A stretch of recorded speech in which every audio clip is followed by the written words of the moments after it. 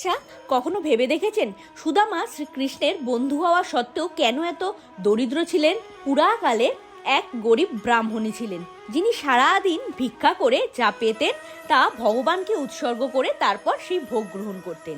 কিন্তু একদিন এমন এলো যেদিন সারা দিনে ব্রাহ্মণীর কোনো ভিক্ষা জুটল না।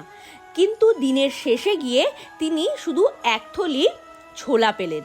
সেই ছোলা পেয়ে তিনি অত্যন্ত খুশি হলেন এবং মনে করলেন যে পরের দিন সেই ছোলা ভগবানকে উৎসর্গ করে তারপর তিনি তার ভোগ গ্রহণ করবেন।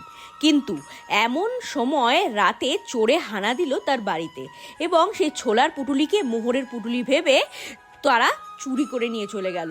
কিন্তু আওয়াজ পেয়ে ব্রাহ্মণী এত জোরে চিৎকার জুড়ে দিয়েছিলেন যে গ্রামের লোকেরা সেই চোরেদের তাড়া করতেই চোরেরা ভয় পেয়ে সেই পুটুলিটি এমন এক আশ্রমে ছুঁড়ে ফেললেন যেখানে শ্রীকৃষ্ণ এবং সুদামার শিক্ষা হচ্ছিল।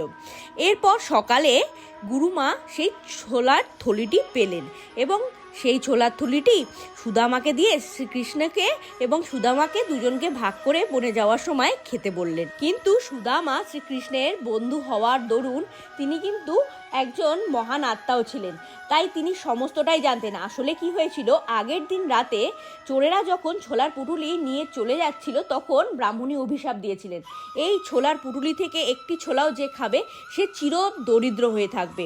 তাই শ্রীকৃষ্ণকে তা হতে না দিয়ে তিনি তা পুরোটাই গ্রহণ করেছিলেন। এবং আমাদের শ্রীকৃষ্ণ সর্বজ্ঞ, তিনি তো পরমাত্মা, তিনি যখন এটি বুঝলেন তখন শ্রীকৃষ্ণ আর সুদামার বন্ধুত্ব আরও অটুট হলো এবং তিনি তাকে চিরকালের মতো নিজের সবচেয়ে প্রিয় সখা হিসেবে নিজের হৃদয়ের মাঝে রাখলেন। আমাদের শ্রীকৃষ্ণ বলে কথা, তার থেকে বড় পরম বন্ধু আর কে আছে? তাই শ্রীকৃষ্ণকে সত্যি যদি বন্ধুর বন্ধু, পরম বন্ধু হিসেবে বিবেচনা করে থাকেন এবং সর্বজ্ঞ বলে মানেন, তাহলে অবশ্যই কমেন্ট বক্সে লিখবেন জয় শ্রীকৃষ্ণ।